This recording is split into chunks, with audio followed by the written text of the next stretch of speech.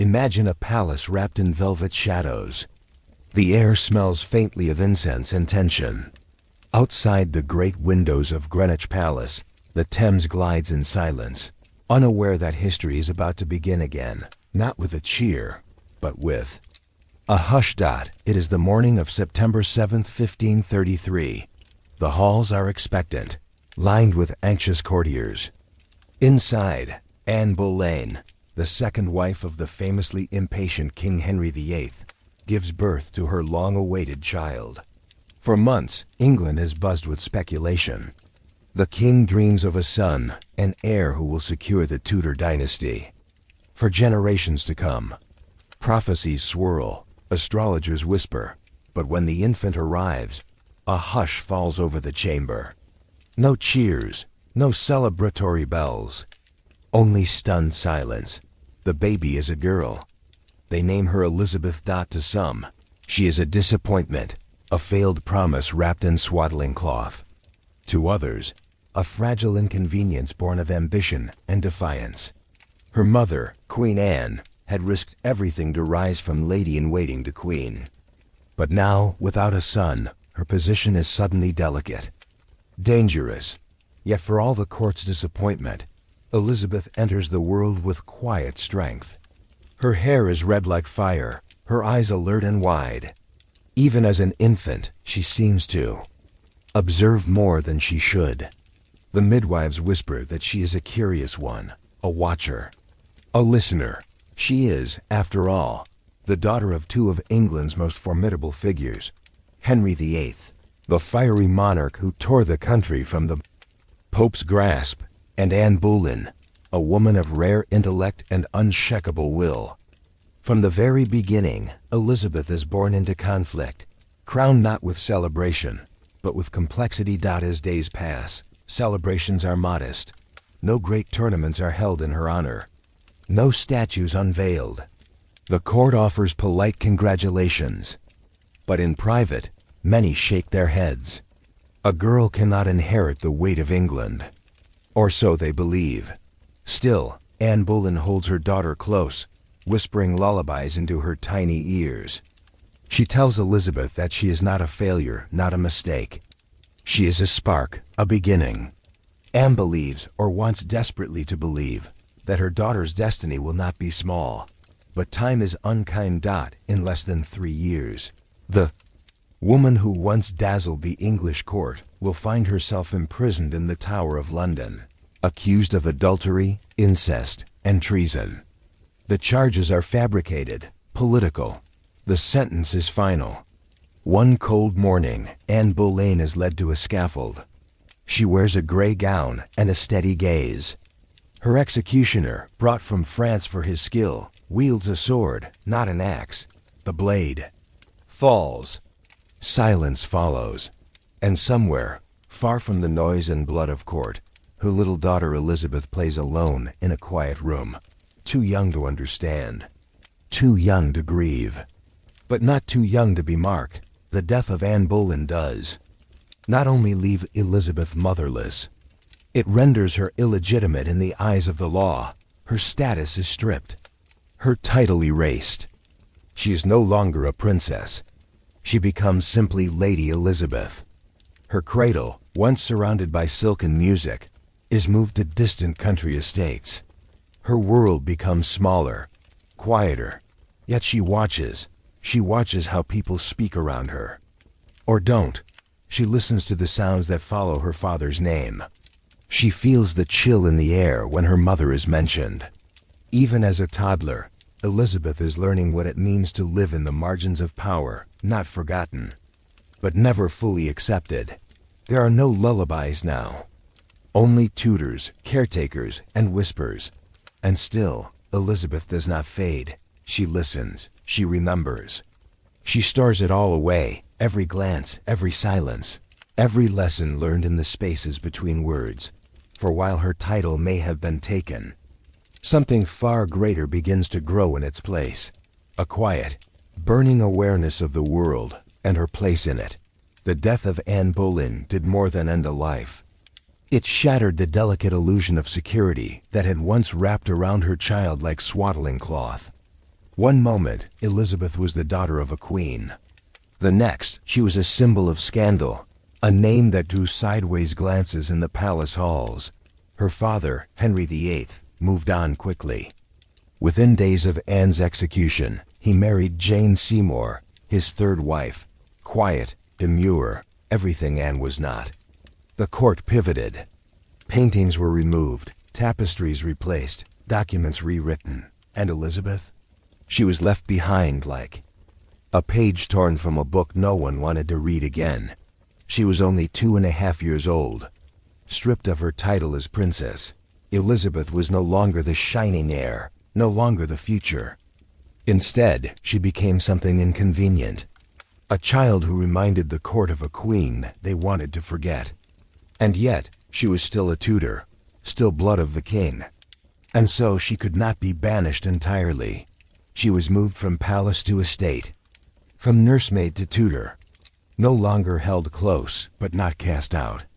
She lived in the in-between, too royal to be common, too tainted to be cherished. In the great halls of Hatfield House, the ceiling soared high above her, and the echo of her footsteps trailed behind her like a shadow. The rooms were filled with polished wood and distant voices. There were no playful nursery songs, no soft laughter from doting courtiers. Only silence, study, and servants who never quite looked her in the eyes. But Elizabeth watched.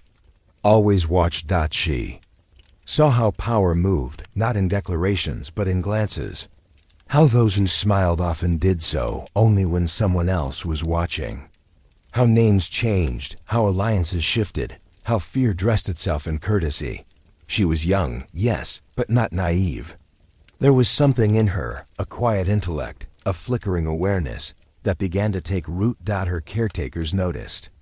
So did her tutors. At just 4 years old, Elizabeth showed a hunger for knowledge that astonished even the most seasoned scholars. She memorized Latin phrases the way other children learned nursery rhymes. She asked questions, thoughtful ones, precise ones, about politics, about history, about kings who lost their thrones and queens who vanished from memory. By 6, she was translating simple Latin passages. By 8, she was fluent in French and tackling Greek with confidence. Her handwriting was delicate but firm. Her thoughts, when spoken aloud, were far older than her years. One tutor remarked that she possessed a man's wit in a child's body, but education was not merely a matter of intellect. For Elizabeth, it became armor, a way to protect herself in a world that had already proven cruel. Books became her refuge, languages her fortress. She read of ancient empires, of Rome's rise and fall, of queens who ruled in distant lands, their stories tangled in blood and brilliance. And always, in the background, the figure of her father loomed. Henry VIII, unpredictable, commanding, worshipped and feared in equal measure, rarely saw his daughter. When he did, it was brief, a nod, a cold smile, a comment on her red hair. He had sons to worry about now. First, the hope of one through Jane Seymour. Then, the birth of Prince Edward. Elizabeth, once central, now orbited at a polite distance. She did not complain. She did not protest. Instead, she learned to smile just enough, to curtsy just right. She spoke carefully, never too much. And when the king visited, she spoke in Latin. Elegant, poised, impossible to ignore. It wasn't affection she sought. It was recognition. In a world where girls were expected to be silent, Elizabeth's silence became her greatest weapon. She learned how to listen when others boasted, how to nod when danger filled a room, how to retreat without seeming to flee. These were not lessons taught in books, but in the cold corridors of court life, and she mastered them all. Behind her calm expression, behind the books and translations and thoughtful essays, a quiet resolve grew stronger each year. She would never forget what had happened to her mother, nor would she speak of it. But she would remember. She would remember how quickly a crown could vanish, how a queen could become a prisoner, How the world changed not with thunder, but with whispers. And so, Elizabeth waited. She waited while stepmothers came and went, Jane Seymour dying in childbirth, Anne of Cleves dismissed, Catherine Howard beheaded, each woman a reminder of what marriage could cost, each woman a ghost that passed through her life. And still, Elizabeth studied. She learned diplomacy from observing silence, strategy from watching others fail. She understood, even as a child, that to survive in this world, she would need more than just knowledge. She would need patience. She would need to choose her words like a chess player selects each move. She would need to become the kind of woman her mother never had the chance to be, not just bold, but wise, not just fierce, but calculating, not just alive, but enduring. So she kept reading, kept writing, kept building the invisible scaffolding of her future, one lesson at a time.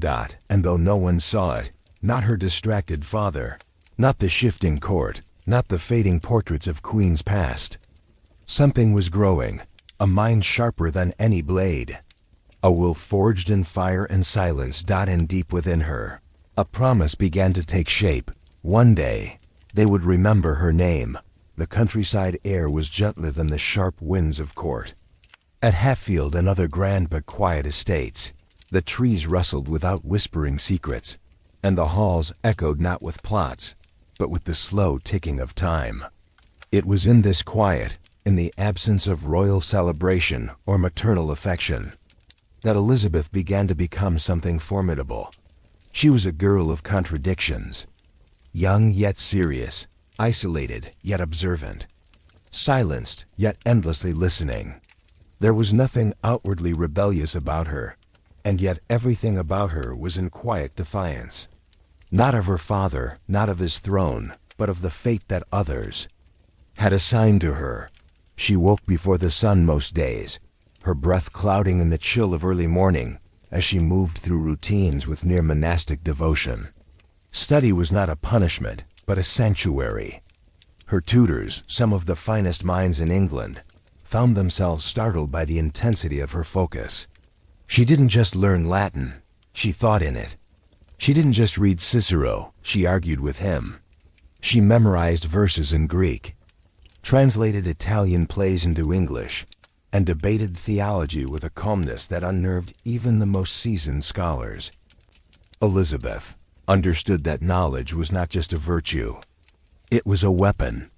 And in a world that had taken her title, her mother, and her place at court, it was the only blade she was allowed to sharpen. She rarely played like the other children of noble houses. Dolls and dances held little interest for her. She preferred scrolls and silence, the cool smoothness of ink on parchment, the steady rhythm of Latin conjugations echoing in her mind.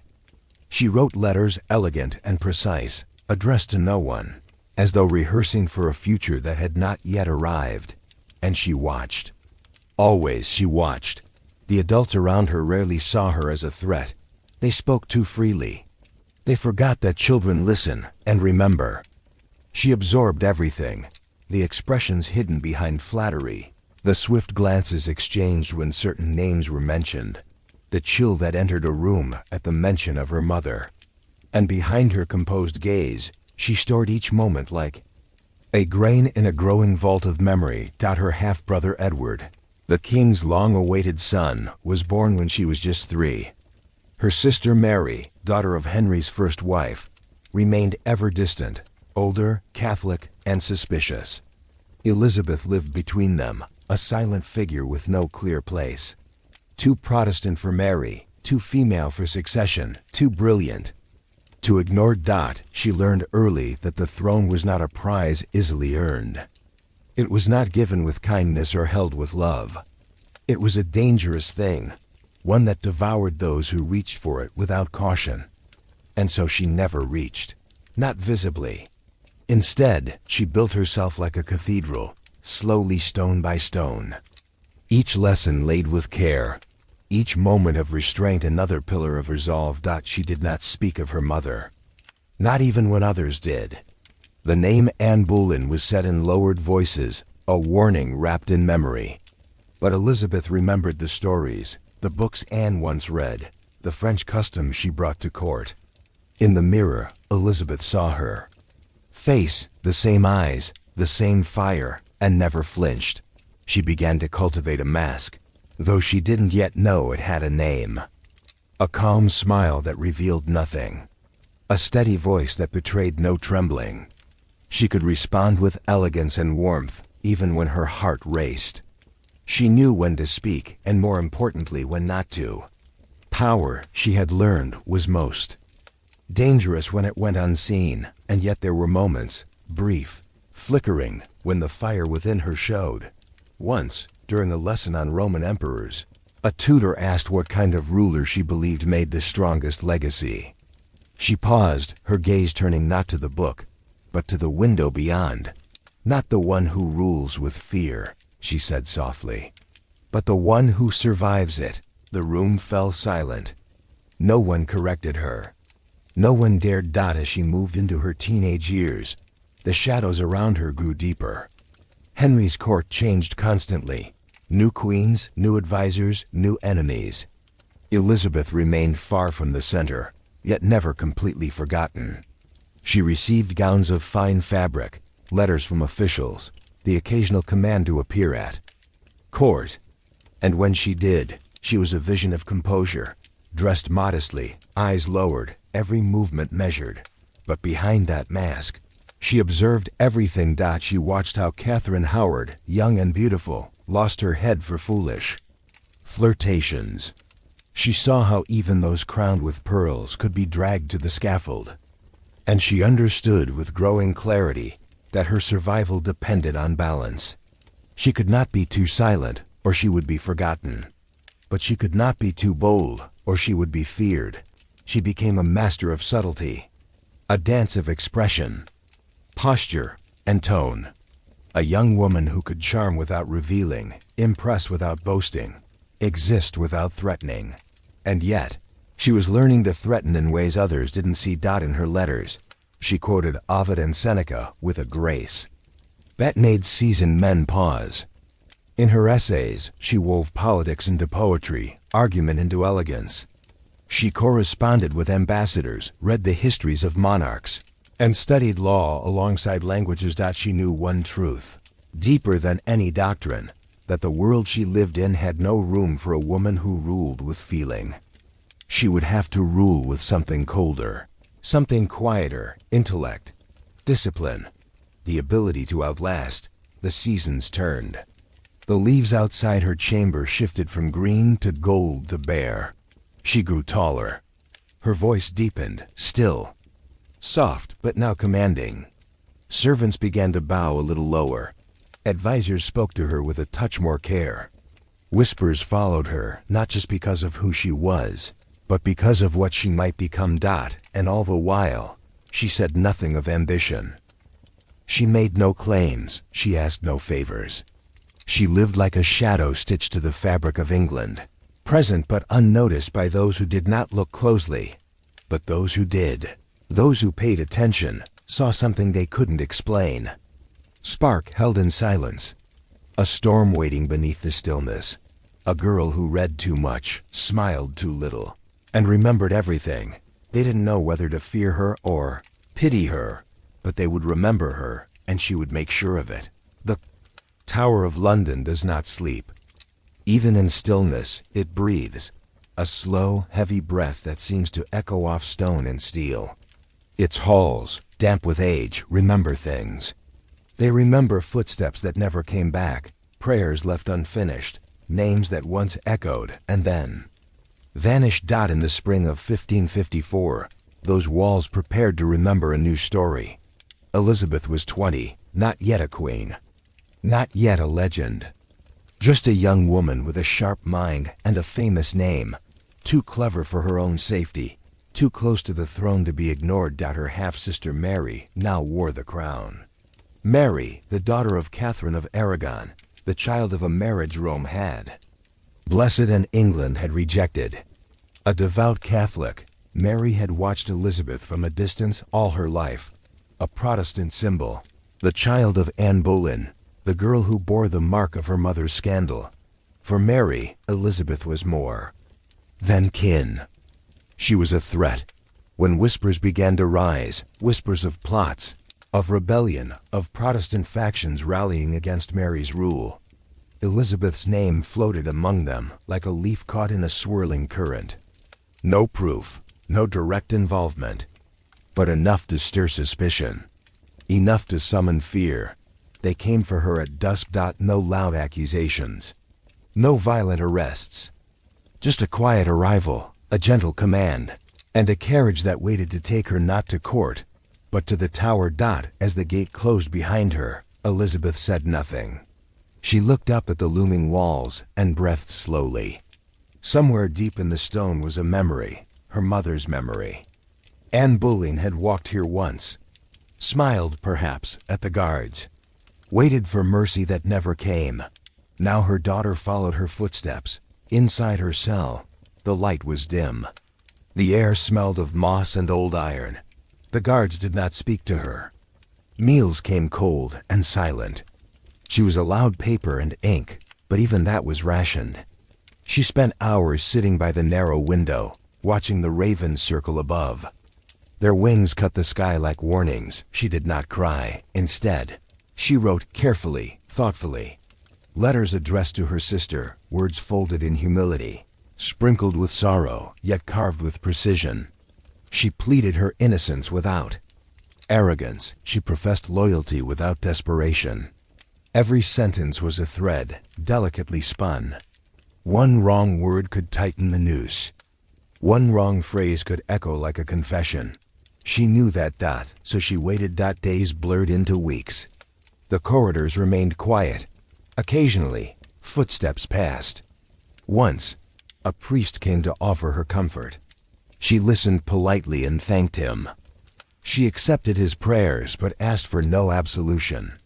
There was nothing to confess. At least not yet. At night, sleep came slow, wrapped in the creaks of old wood and the distant clank of armor. She wrapped herself in thought, memories of Hatfield, of her tutors, of Latin verses she recited beneath the trees. She remembered the warmth of books, the smell of ink, the rustle of parchment. She clung to them as if they could hold thee. Walls back, and she waited. Rumors swirled outside. The rebellion had failed. Some conspirators had fled, others executed. The court was tense, the queen withdrawn. Advisors debated Elizabeth's fate in hushed tones. Some called for mercy. Others warned against it. A living rival was a dangerous thing. A dead one, silent. Inside the tower, Elizabeth remained composed. She asked for nothing. She responded when spoken to. She did not plead. She did not protest. But she did not break. One morning, a guard delivered a message. She was to appear before the council. No explanation, just a summons. She dressed with care, choosing modest fabrics. She arranged her hair neatly, but without vanity. Her steps echoed through the stone corridor as she walked to the chamber where her fate might be decided. When questioned, she spoke gently but clearly. Her voice did not shake. She denied treason. She denied conspiracy. But she did not offer outrage. She did not accuse. She did not beg. Instead, she let silence do what anger never could. She let the weight of her composure speak. And still, they debated. They feared what she might become. Yet they feared more what her death would ignite. She was popular, young, intelligent. Executing her might turn sympathy into fury, might turn her name into martyrdom. And Mary, perhaps remembering her own years in the shadows, hesitated. So the decision was made. Elizabeth would not die. Not yet. She was released, not to freedom, but to confinement at Hatfield, watched but not chained, surrounded by eyes, but allowed her books, a fragile existence, balanced on a blade's edge. As she rode away from the tower, the stone walls faded behind her, but their memory remained. She did not look back, not once. She carried that silence with her, like a shadow, stitched to her spine. She was not the same woman who had entered those gates. Something had shifted. Fear no longer ruled her. She had seen the edge of death and remained whole. She had faced her sister's wrath and survived. She had lived where her mother had died, and from that moment forward, Elizabeth would carry with her a truth that few ever earned. That survival, when sharpened by grace and guarded by silence, is its own form of power. She did not speak of the tower often, but it lived inside her, not as a place of pain, but as a crucible. It had not broken her. It had refined her, and it had whispered something she would never forget.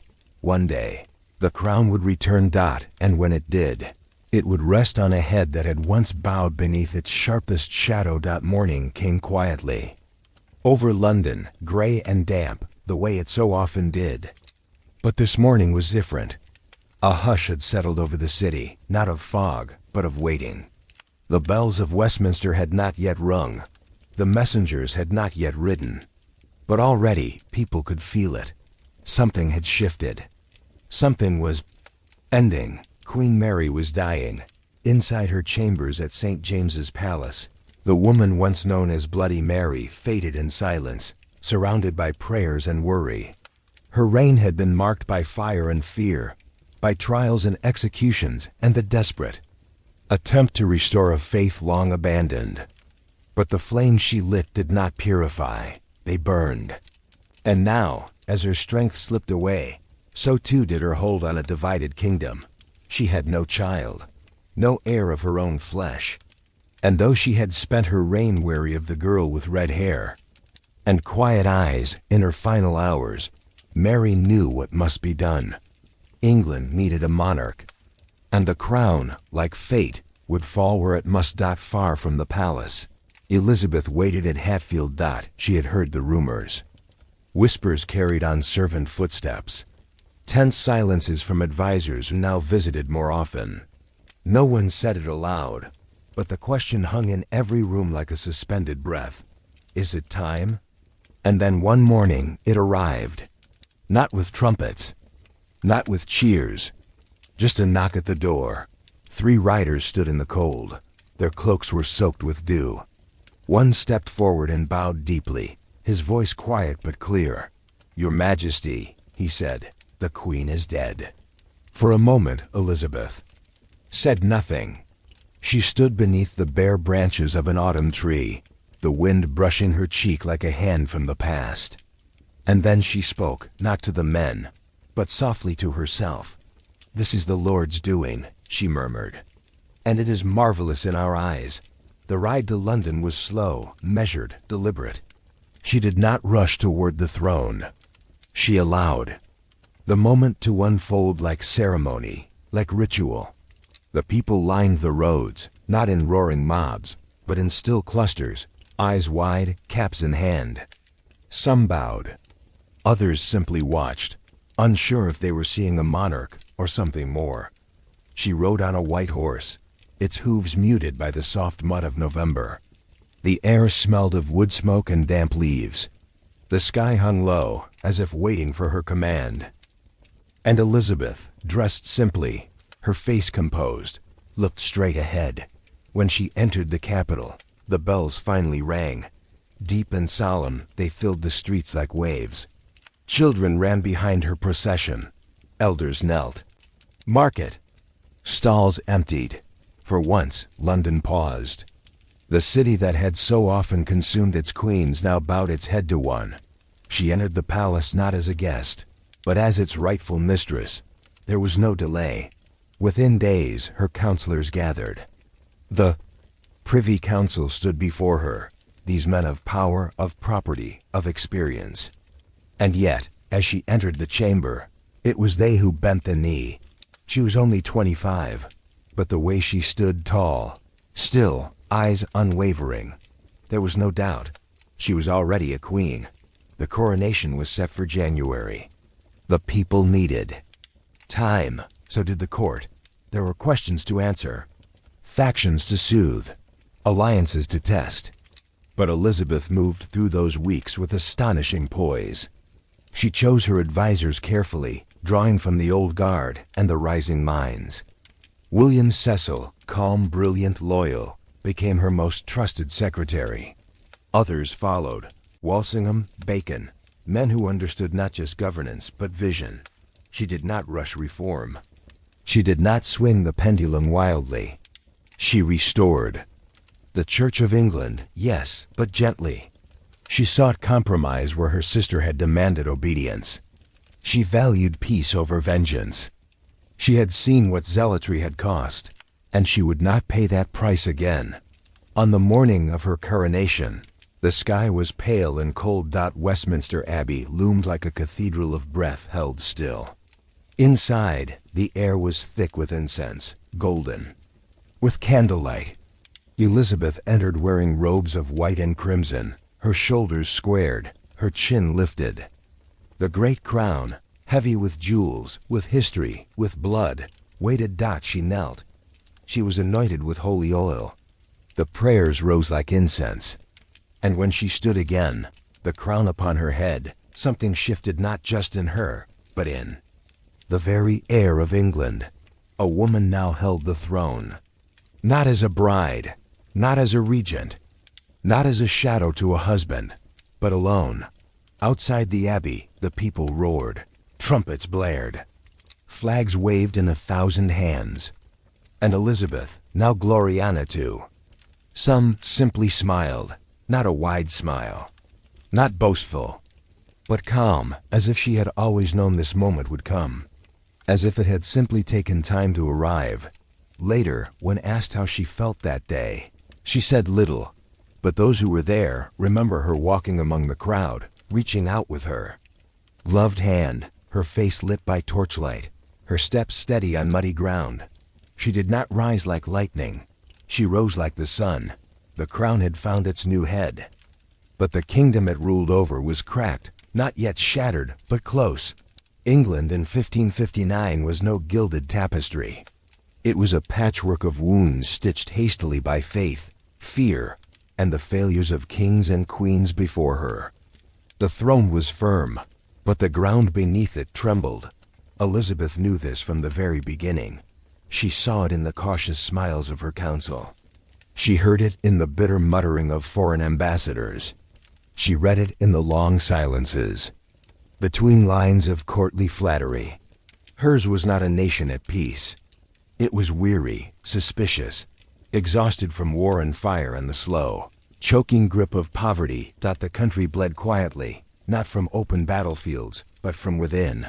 Religious hatred was the deepest wound. Her father had torn England from Rome. Her brother had pushed Protestantism like a burning torch. Her sister had tried to drag the realm back to Catholicism by force, fire, and gallows. Now Elizabeth stood in the middle, a young woman in a lion's seat, surrounded by faiths that did not trust her, and by subjects who barely trusted each other. Each Sunday brought questions. Each sermon, a risk. Would the Queen attend Mass in Latin or in English?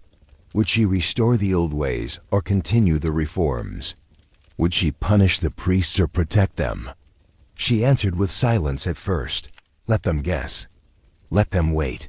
When she did act, it was not with thunder, but with careful hands. The act of uniformity and the act of supremacy, twin laws passed like twin edges of a blade, restored the Church of England and placed Elizabeth at its head. But she did not boast. She did not threaten. Instead, she offered what few rulers had before her: space. For belief, for hesitation, even for quiet defiance. She called it a middle way. Not all were pleased.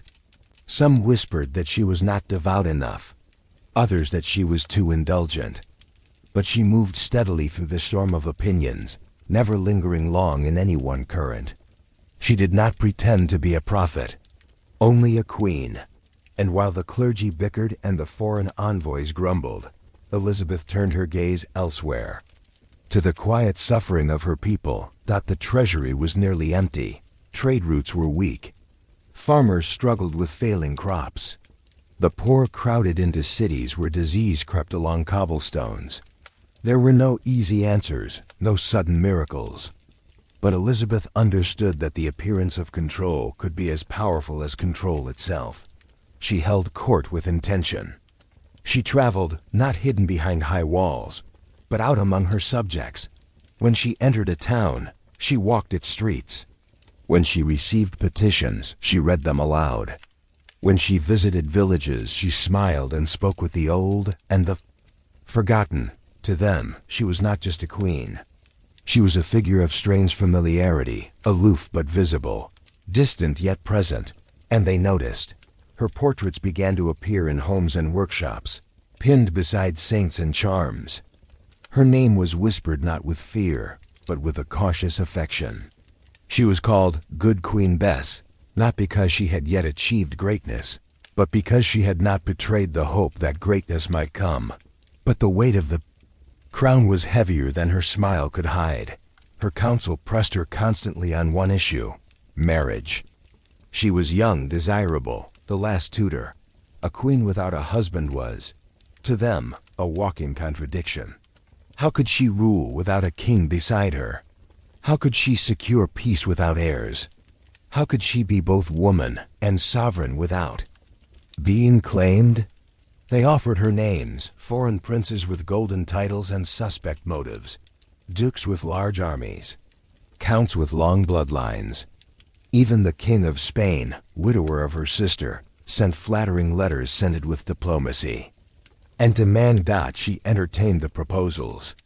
She danced at banquets. She penned careful responses, but she never chose. To marry meant giving up something: her independence, her authority, her control. To marry was to risk becoming what her mother had become, a piece on someone else's board.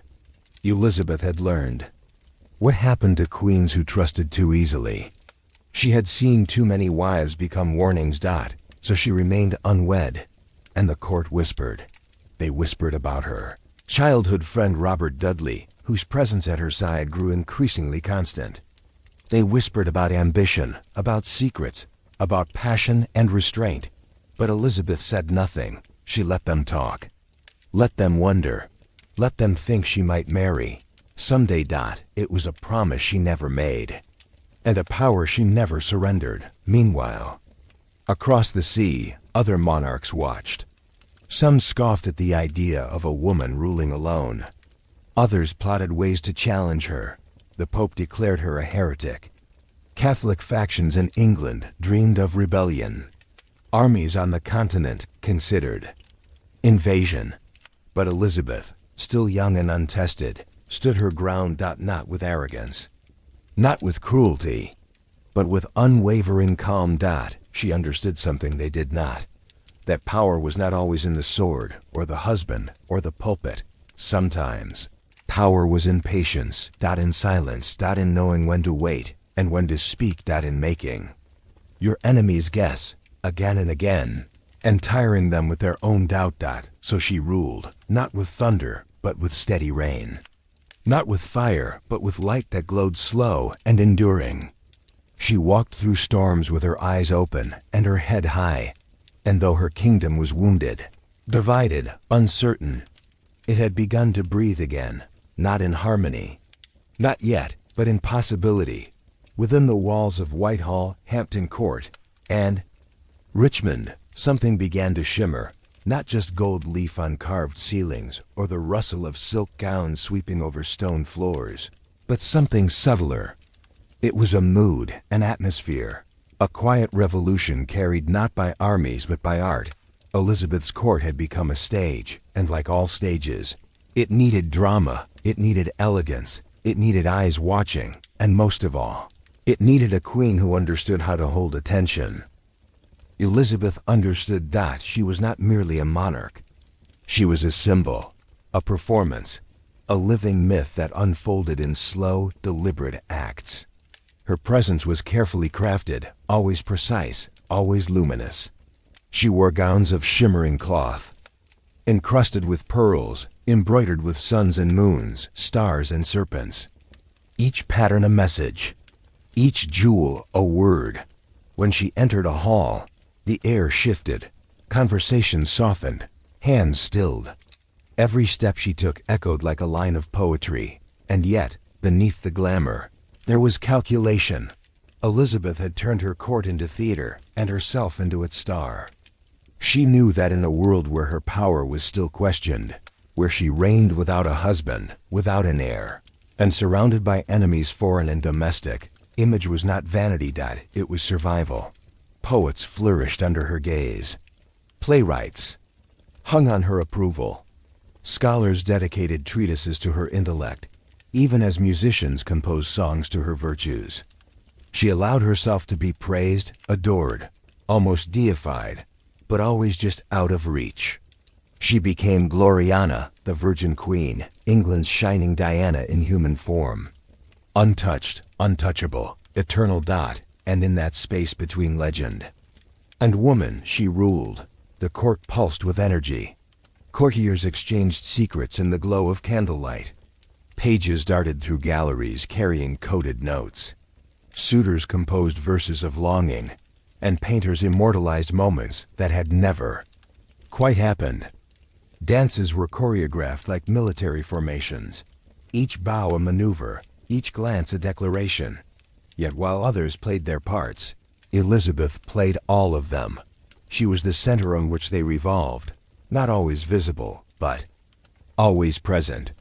She encouraged rivalries, rewarded loyalty, and kept affection on a string. Her smile could warm or wound. Her silence could mean delight or doom. And still, the poets adored her. She inspired Edmund Spenser's The Faerie Queen, a sprawling epic that painted her an allegory as light and virtue itself. She listened to his verses with poised approval, her face unreadable, her thoughts her own. She received Shakespeare at court, nodded to his clever words, and understood what few rulers ever grasped, that ideas, when dressed in drama, could outlast laws. But court life was not all elegance and entertainment. It was also a chessboard. Elizabeth knew the pieces well.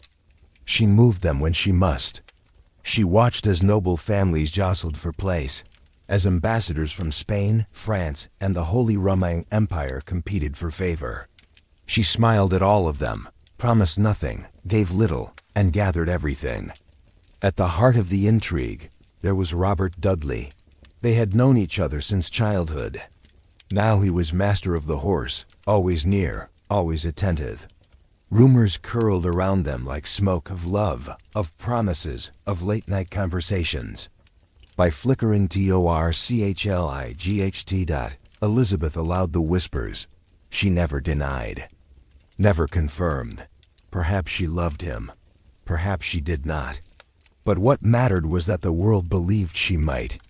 That belief kept other suitors chasing, kept courts guessing, kept foreign kings uncertain of England's future. And so, the dance continued, a slow, intricate performance of affection and distance, of favor granted and withdrawn. She raised Dudley high, showered him with lands and honors, yet never allowed him too close to the throne. When his wife died mysteriously, the scandal nearly drowned them both, and Elizabeth stepped back just enough to remain clean. She had learned, after all, that affection could be dangerous, and her court, though radiant, was filled with knives. Still, she ruled it with unmatched brilliance. She could outtalk any ambassador, outwit any noble, outlast any rumor. She listened more than she spoke, observed more than she revealed. Every word, every gesture, every silence, all measured, all purposeful. The court had become her mirror. Its beauty reflected her own. Its chaos hid her control. Its splendor was both shield and sword. And through it all, she kept the country breathing. Trade flourished. Ships returned from far waters bearing spices, silver, and stories. New maps were drawn. London expanded. A middle class began to rise. England was not yet an empire, but it was no longer merely a battered island. It had voice and rhythm and direction, and at its center, a queen in white, in gold, in fire. Unmarried, unconquered, unmistakably sovereign. She had taken what many believed was weakness, her sex, her singleness, her solitude, and turned it into spectacle, into policy, into myth. And in doing so, She wove herself into the very fabric of English identity. The courtiers danced, the poets wrote. The people watched, and Elizabeth stood above them all, not as a goddess, not as a ghost, but as something more difficult to name. Woman who had made herself unforgettable. There are shadows that do not follow light. They precede it, stretch before it, darken the path long before the sun even rises. For Elizabeth, that shadow had a name. Mary Stuart, a queen in her own right. Granddaughter of Henry VII, Catholic, beautiful, daring, dangerous. And perhaps the only woman alive with a stronger claim to the English throne than Elizabeth herself. There, stories ran like parallel threads, both born into crowns, both daughters of troubled unions, both queens in lands torn by faith. But where Elizabeth cloaked herself in restraint, Mary burned with open ambition. She did not hide her belief that she was the rightful ruler of England. She signed her name with the English coat of arms. She spoke of succession with entitlement, not caution. And worse still, she had married and borne a son. An heir. Boy. That single fact made her more powerful in the eyes of many, in Rome, in France, even among some in England who whispered that Elizabeth, childless and unmarried, was merely keeping the throne warm. For years, Elizabeth watched Mary from a distance. At first, their letters were laced with civility. Cousin, they called each other. Sister, they exchanged tokens, pleasantries, veiled warnings dressed as compliments.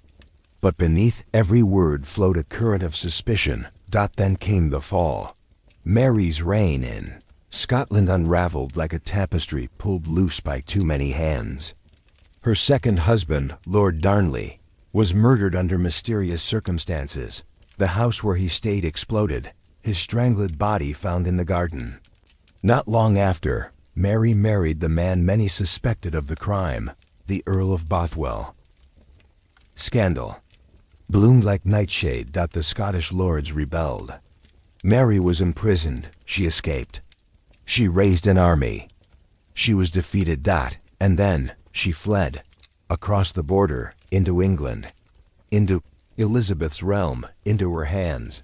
Elizabeth had not invited her. And now she could not ignore her. A queen does not imprison another queen lightly. But what else was there to do? To let Mary go free was to risk rebellion. Already, Catholic factions in the north stirred, emboldened by Mary's presence. To return her to Scotland was to send her to certain death. To send her abroad was to place a rival crown in enemy hands. So Elizabeth did what she always did. When no choice was safe, she chose the middle path. Mary would live but not freely. She would be kept in castles, great houses, estates of nobles. Sworn to the crown, not as a prisoner, not officially, but not as a guest either, always guarded, always watched. And for nearly 2 decades, that was Mary's life, a queen in velvet rooms with locked doors. She rode, she sewed, she wrote letters, so many letters. They slipped out in the hands of servants, hidden in embroidery, in barrels, in shoes. Letters to allies. Letters to Rome, letters to those who still dreamed of a Catholic England, and Elizabeth. Read them all. They passed through secret channels, intercepted and decoded by the sharp minds of her spy master, Francis Walsingham. He built a web of informants so fine it caught whispers. And in that web he waited for Mary to make one mistake too large to ignore. It came, a plot.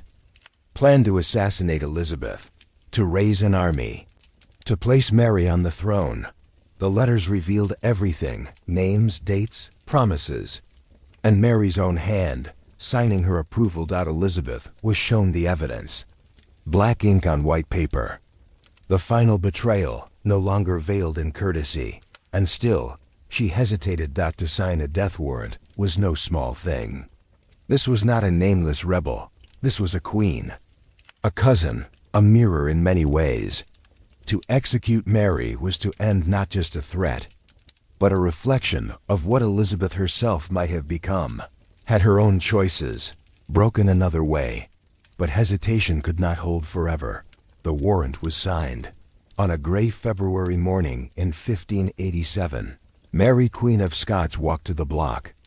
In a dress of deep crimson, the color of martyrdom. She held her head high. She forgave her executioner.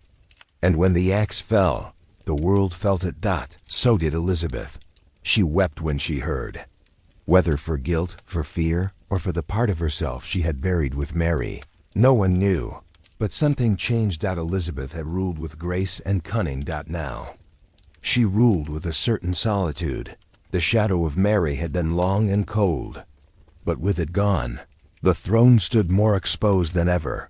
And Elizabeth, alone once more, had no choice but to become harder still, not because she wanted to, but because she must. The wind over the English Channel carried more than salt. It carried silence, expectation, dread.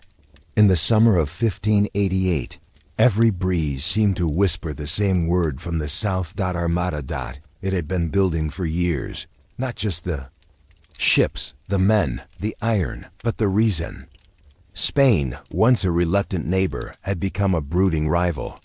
Philip II, King of Catholic Spain, had once been Elizabeth's brother-in-law.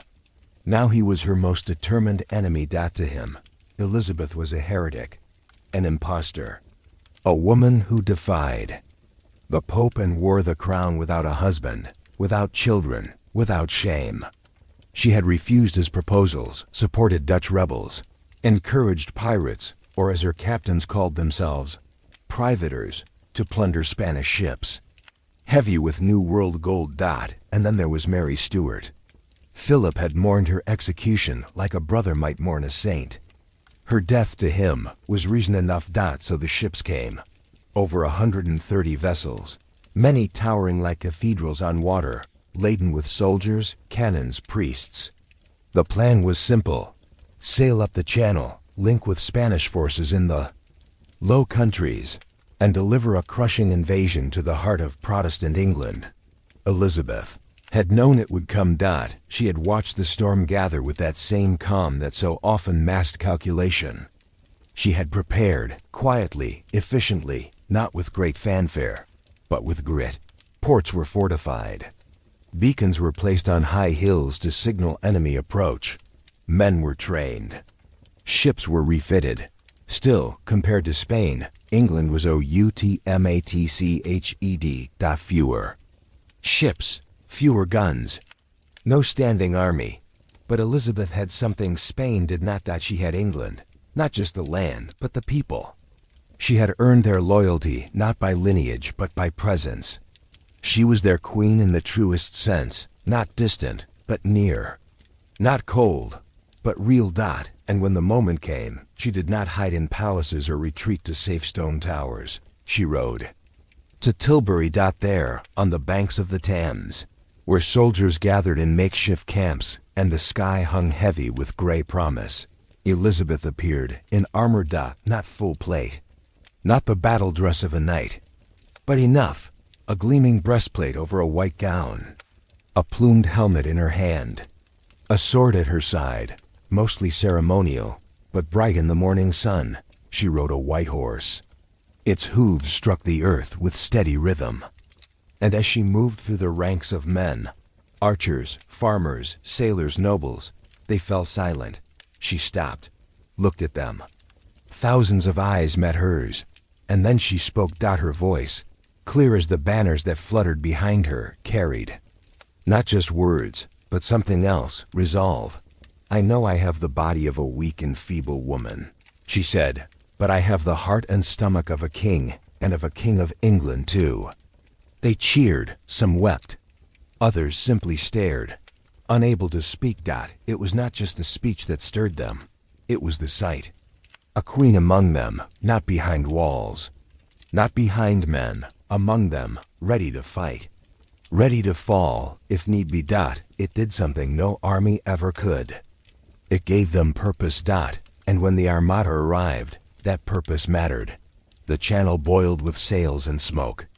English ships, smaller and faster, darted like hornets between the lumbering Spanish galleons. The sea became a chessboard of fire.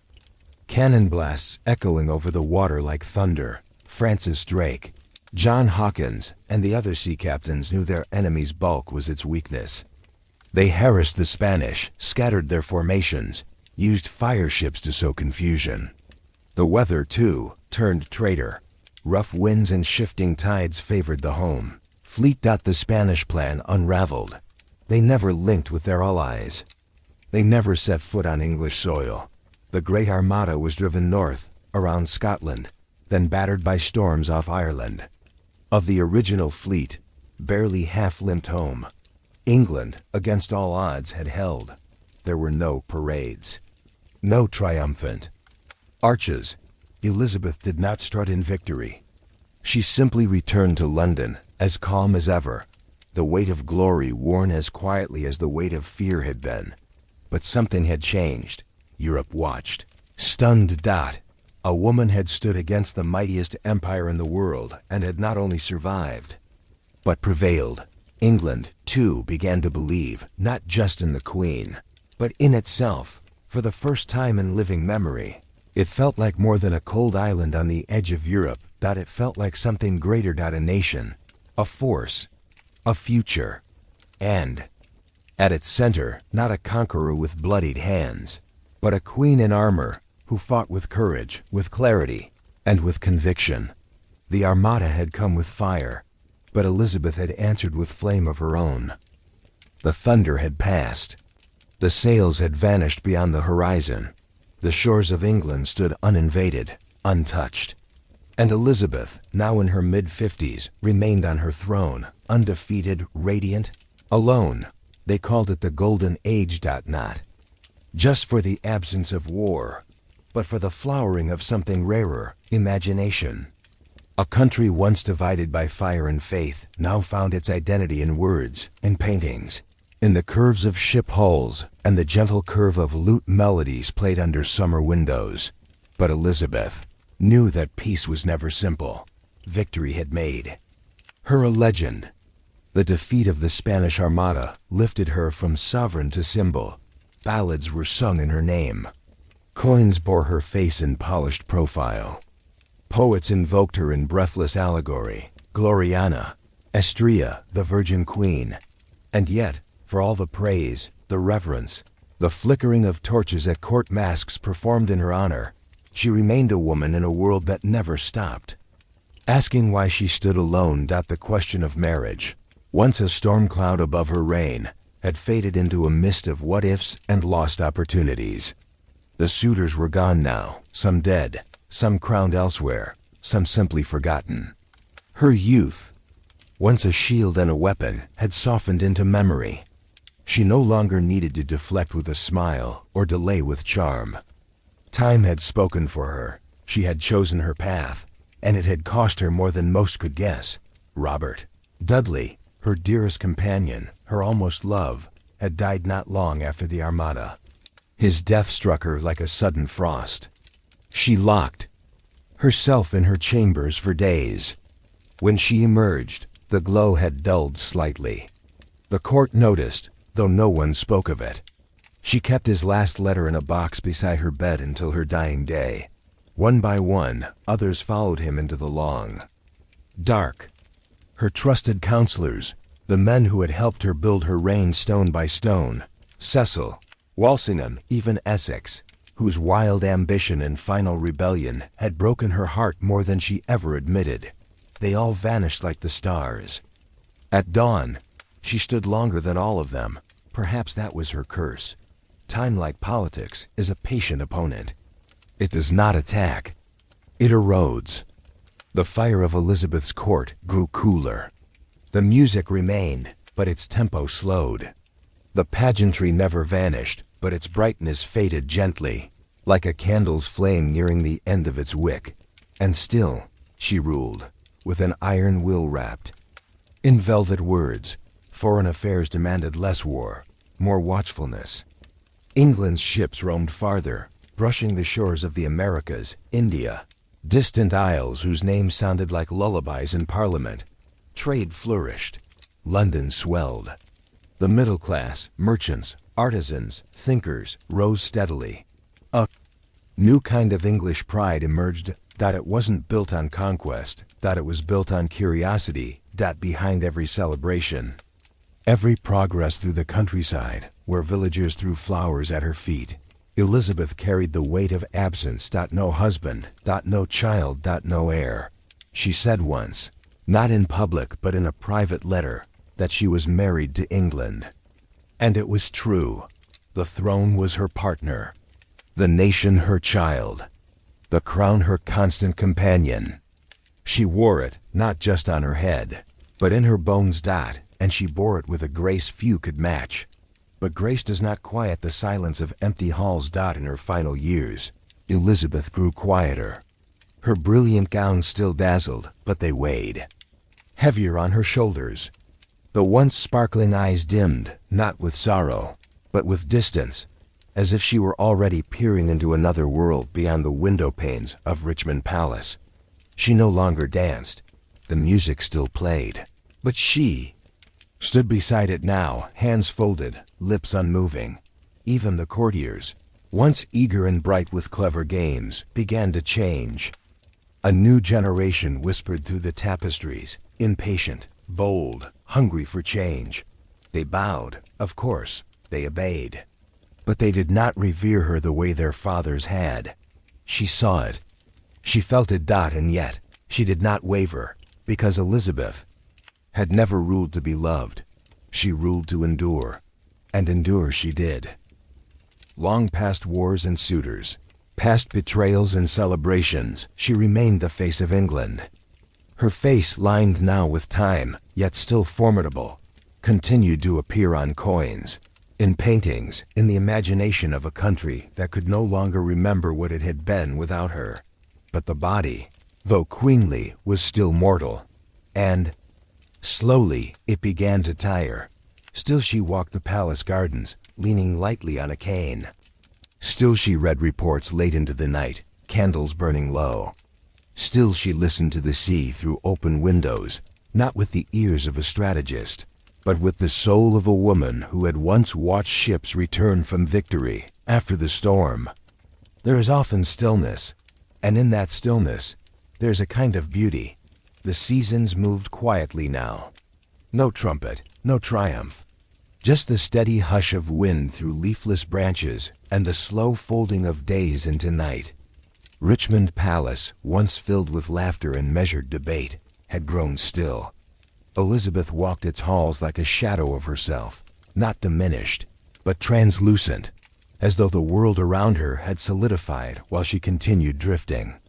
Forward in time, that the court spoke in softer tones. Pages moved more carefully. Ministers exchanged worried glances behind doors that closed gently, never slammed. Everyone could sense it, though no one dared name it aloud. The end was approaching, and yet she resisted. Not death. No, that would come when it chose, with or without permission. But Elizabeth resisted finality. Even now she refused to go. Quietly, she had grown thinner, yes. The fire in her eyes flickered, yes. But her will? It had never bent. Not to popes, not to kings, not to time. She still sat upright in her great chair, surrounded by maps and letters.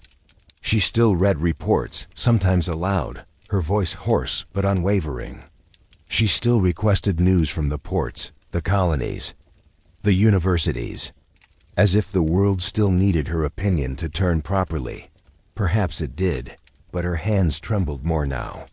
Her appetite faded. She slept little. She avoided her bed altogether, as though lying down might be too close a gesture to surrender.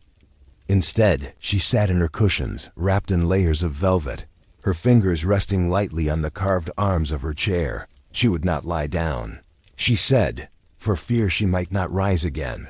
And outside her chamber, England held its breath. Those closest to her worried, of course. They suggested rest, a warmer fire, softer music. But she shook her head. What warmth could comfort a body whose heart had burned for 45 years in the crucible of rule? What lullaby could ease the ears of a queen who had listened to cannon, fire, court whispers, and church bells for decades? She had spent a lifetime moving history forward. Now she simply watched it, inch by inch, move past her. One by one, the old companions were gone. Walsingham, Burleigh, Hatton, men who had served her, shielded her, challenged her, all lost to time. Even Essex, the once favored, once beloved, who had ended at the executioner's block by her reluctant command. His name still lingered. Sometimes in the early hours, unspoken but present, grief had not destroyed her, it had sculpted her in absence. She became not less, but more still, more silent, more distant, and strangely more revered. People had feared Elizabeth when she was young and sharp-tongued, when she rode into battle wearing armor and thunder in her gaze. But now, in her quiet, waning days, they revered her in a deeper way. They watched the flame grow low and understood. What had been burning all along, she'd had given them stability. A sense of England as something not just scattered hills and towns, but a soul. A name spoken with pride. And she had done it alone, no king at her side, no child in her arms. Only a crown. Worn without complaint, but never without cost. Even now, in her final days, she made no declaration of heir. No public farewell. She resisted naming what would come after her, perhaps because, for so long, there had been no after. In her mind, the story was still being written, and yet, the signs could not be ignored. One morning, she could no longer rise. She sat in her cushions, motionless, gazing at nothing in particular. Ministers came and went. Prayers were whispered. Physicians mumbled helpless remedies. She spoke little, a few words here and there, fragments, memories, a soft sigh when they mentioned her father. A slight smile when someone recited a line of poetry she had once loved. But mostly, she watched the light on the windowsill, as if tracking the slow passage of the sun across her final page. At last, when her voice had vanished entirely and the hush around her deepened into reverence, she closed her eyes. Not in pain, not in fear, but in acceptance. She had reigned for 44 years and 100 days, longer than any monarch before her. She had weathered storms no man had faced, made decisions no man had dared, and endured losses no one had seen. And when the last breath came, it was soft, a whisper, really like a curtain falling after the final line of a great play. The palace was still. Even the bells hesitated. At Richmond, servants moved like shadows, their steps muffled on the worn stone floors. Courtiers stood in silence along the galleries, hands folded, eyes lowered. Outside, mist curled through the gardens, blurring the edges of statues and fountains, softening the winter grass. The Queen was gone. After 44 years and 100 days, England stood without her. There had been no final decree, no grand farewell, no last words to echo through the ages. Only a gradual quiet, like the sun sinking below the sea, and then absence. A silence so complete it seemed to press against the walls, as though the palace itself were holding its breath. News spread slowly, then all at once, from Richmond to London, across river and road, to manor and parish and port. Town criers, wrapped in wool against the chill, delivered the words as if they carried a burden too heavy to speak. The Queen is dead. Some wept, some knelt, some simply looked to the sky, wondering what would follow now that the light they had known for so long had gone out. For Elizabeth had not just ruled England, she had become part of its marrow. An entire generation had lived their lives under her gaze. Children had grown into adults without ever knowing another monarch. Her face had adorned their coins, her decisions had shaped their wars, their peace, their very sense of self. And now she was history. But her shadow lingered. In Parliament, men who once trembled under her wit now sat in quiet confusion. In churches, preachers who had shaped their sermons to her policies now paused between verses. In villages, the old spoke of her as though recounting a legend, and the young asked questions that no one could quite answer. What happens now? Who would wear the crown? She had left no heir, no child to step forward, to inherit the weight. She had borne no husband whose bloodline would naturally continue the line of succession. Only distant cousins, foreign-born nobles, and political calculations waiting to be unraveled. Yet she had known, even without naming it, James of Scotland, son of Mary, Queen of Scots, had long been whispered as the likely successor. Irony lingered in that choice. The child of the woman Elizabeth had executed now stood to inherit the very throne that had once cast Mary aside, but Elizabeth had seen past blood and rivalry. She had seen survival. And so in her final private words, half gestures, faint nods, the press of her hand, she gave her blessing. Quietly, reluctantly, wisely, James was summoned. For the first time in nearly half a century, England would have a king again. A man, a Stuart. And still, it felt unreal. The crown was not yet cold, and already it was being carried northward, not the physical circlet, but the power it represented, the weight of it. The idea, yet something had shifted when Elizabeth died. She took more than her own name with her. She took an era. The Tudor brilliance, sharp, theatrical, luminous, faded into twilight. The court no longer sparkled with masks and metaphor.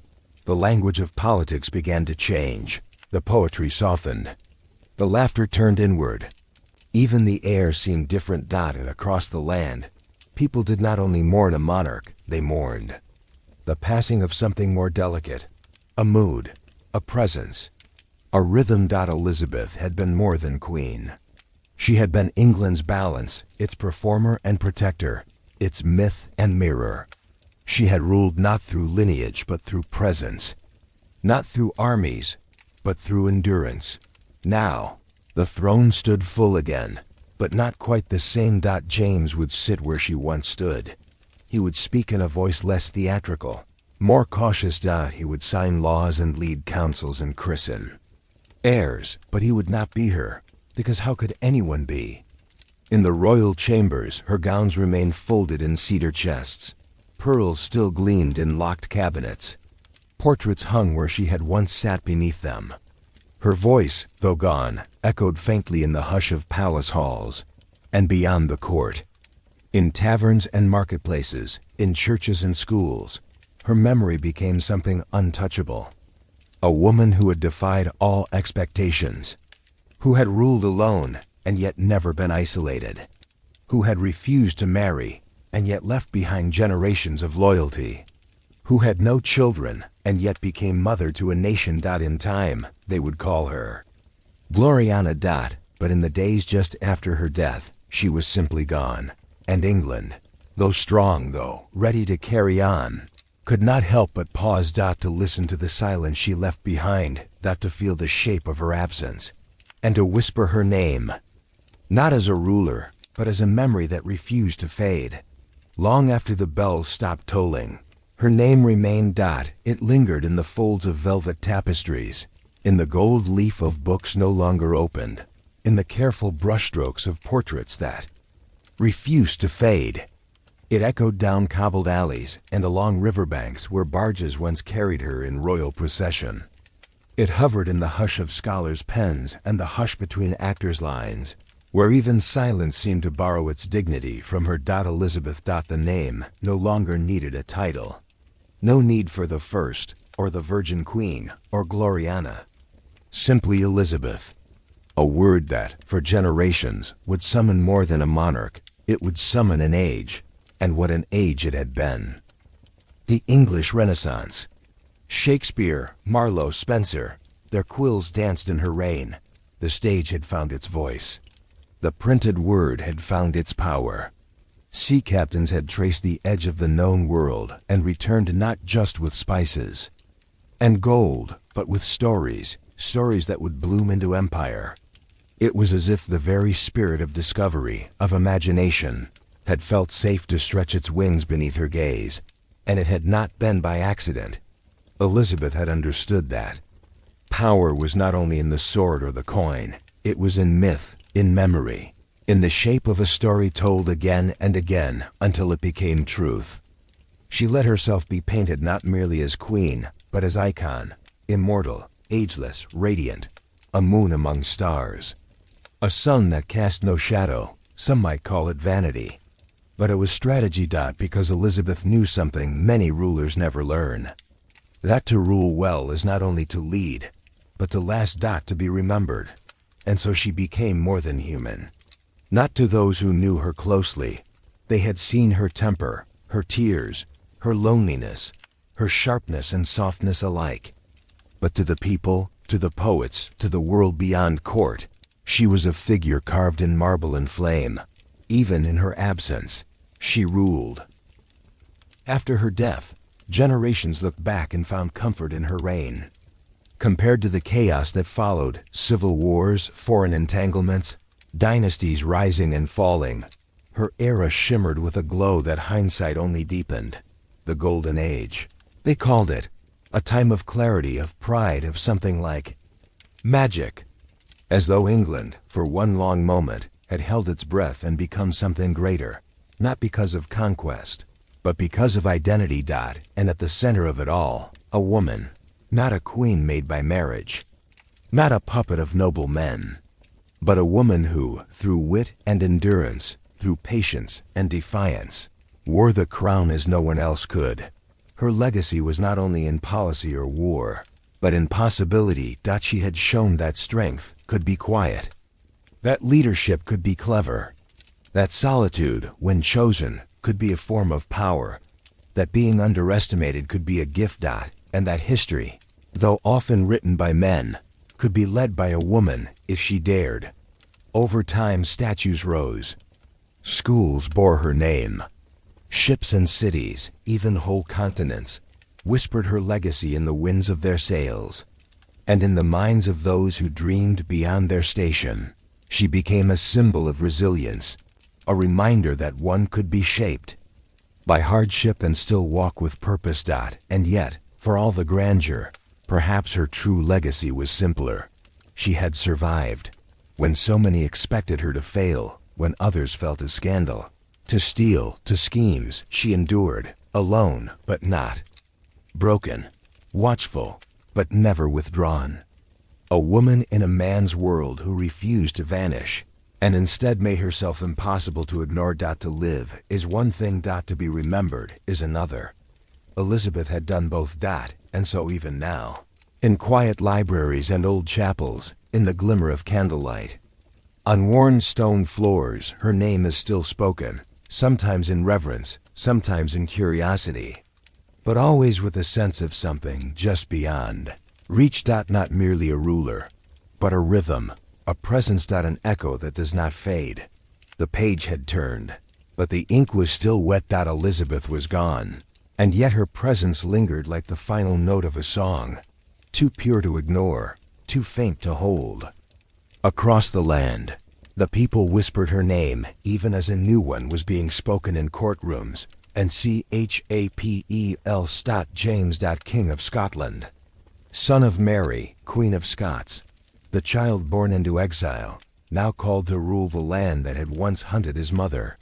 He entered England not as a conqueror, but as a promise of continuity, of union, of something new rising from the roots. Elizabeth had sunk so deep into English soil. He was not her. He did not try to be. Where Elizabeth had dazzled, James consoled. Where she had danced through danger with theatrical poise, he moved with bookish certainty. A scholar king, more comfortable with scripture than swordplay, more interested in theology than theater. The people watched him with curiosity, not distrust, not at first. They had been prepared. Elizabeth had hinted, nodded, woven threads that led to him like a quiet tapestry. Her courtiers had been cautious but compliant.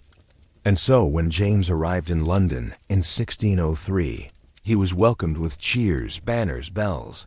But there was something hollow in the jubilation, not for lack of respect, but for the echo of what had been. London itself seemed to hesitate. Its cobbled streets, once trodden by the footfalls of a queen who had been both sovereign and spectacle, now felt quieter. The palaces were the same, the rituals unchanged. But the spirit had shifted, from brilliance to balance, from performance to practicality. Elizabeth had ruled with a kind of theatrical intensity, every gesture a message, every silence a calculation. Her court had been a stage, her reign a performance layered in meaning and myth. With James, the velvet curtains were drawn back, the lights dimmed, the music softened. A new age had begun, not golden, but grey. It was not without merit. Under James, the crowns of England and Scotland were united for the first time. A dream long whispered in royal corridors was now real. The idea of Great Britain began to form, tentative and trembling. He commissioned a new Bible, supported scholars, listened, perhaps too long, to flatterers, spoke often of divine right, the idea that kings ruled by the will of God alone. It was not the language Elizabeth had used. She had cloaked her authority in service, wrapped it in humility, pretended, even if only in words, that she ruled with consent. James did not pretend. His rule was lawful, measured. But it lacked her mystery. The pulse of Elizabeth's reign, that electric blend of danger and delight, had vanished. And yet, the country did not collapse. It adjusted. It had no choice. Elizabeth had trained her people, not just her nobles, but her citizens, to think of England as an idea, not just a realm. They had grown up believing in the weight of words, in the dignity of dissent, in the slow construction of identity. Her influence was not undone overnight. Still, the shadows shifted. Theaters lost their patroness. Playwrights softened their satire. Explorers sailed under different banners. The court lost its luster.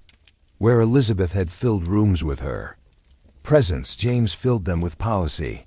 And as the years passed, a quiet tension began to grow. Not loud, not sudden. Just a slow, creeping discontent. Among Parliament, among Puritans, among poets who felt their voices dimmed. The crown no longer shimmered as it had. It pressed heavier now. More crown, less myth. More rule, less radiance. And yet, England endured. It always had. Through war and plague, through conquest and rebellion, it adapted. Not because of the rulers alone, but because of the people, their memory, their resilience, their quiet insistence on continuity. In taverns, the old still spoke of Gloriana. In marketplaces, women recalled the day she visited their town, her face painted pale, her words sharper than any blade.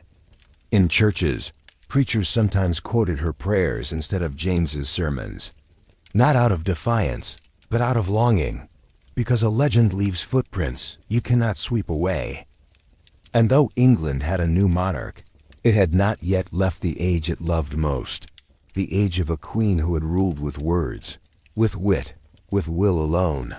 A queen whose greatest power had been not that she was feared, but that she was remembered. There are ages in history that do not end with thunder or war, but with a sigh. Elizabeth's reign was one of them. It did not crumble. It did not fall. It simply faded, like the last streak of gold on a winter horizon, like the hush after a grand play when the audience cannot yet bring itself to applaud, because it knows something rare has ended. The world did not pause for her. Ships still sailed, markets still bustled. Laws were passed, and new alliances stitched. But beneath it all was the quiet recognition that something irreplaceable had been lost. For Elizabeth's reign had not been defined by expansion or invention alone, but by something more elusive. Tone, rhythm, a shared sense of becoming. She had ruled a country divided by religion, bruised by war, uncertain of its place in the world, and turned it into a nation that began to believe in itself. Not through domination, but through identity. And that identity had worn her face. The poets had called her Gloriana, Astrea, the fairy queen. But in the villages and fields, in the taverns and churches, she was simply the queen, not a queen. The queen, unmarried, unmothered, unmatched. She had stepped into a role shaped for kings and carved it anew. Her femininity had not diminished her. It had defined her rule with nuance, calculation, and grace. She had made her court a stage, and her reign a story. Not one of fairy tale ease, but of grit and performance, of loneliness worn like a crown. And so when she passed, it was not just a person who vanished. It was a feeling. The kind of feeling one rarely names until it's gone. Like light filtering through old glass, like music whose melody you only remember after the silence falls. For those who had lived through her years, the world now seemed a little colder. Not harsher, just quieter, less enchanted. As though the age itself had been holding its breath. And now, at last, it exhaled. The new monarch brought with him structure, order, continuity, but not the same magic that had been hers alone, Elizabeth's. Legacy lived on not just in monuments and manuscripts, but in atmosphere, in how England saw itself, how it measured greatness. Her name became shorthand for a kind of rule that balanced intellect with instinct, performance with policy. A reign that lasted because it knew when to bend and when to burn. She had survived assassination plots, naval invasions, court conspiracies, and countless moments of isolation, not by accident, not by luck, but by will.